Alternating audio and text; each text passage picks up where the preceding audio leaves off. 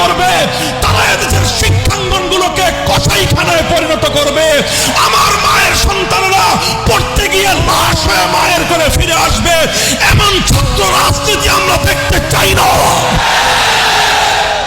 অবস্থা অনেকটাই এমন, আজ বাংলাদেশকে ভালোবাসাই সবচেয়ে বড় অপরাধে পরিণত হয়েছে। দেশের স্বার্থে কথা বলবেন, পিটিয়ে মারবে, অভিযোগ করবার কোনো জায়গা নাই।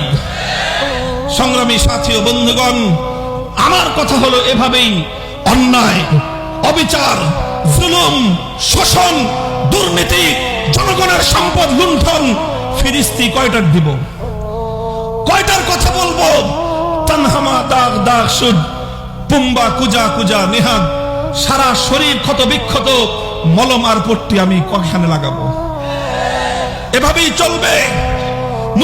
মুসলমানদের জনপদ, মুসলমানদের দেশ যতদিন পর্যন্ত কোরআন সুন্নাহ খেলাফতে রাশেদের শাসনের দিকে ফিরে না যাবে, গণতন্ত্র দিয়ে মুক্তি আসবে না, সমাজতন্ত্র দিয়ে জনগণের অধিকার প্রতিষ্ঠা হবে না, কোন তন্ত্র মন্ত্র জাতির মুক্তি আনতে পারবে না।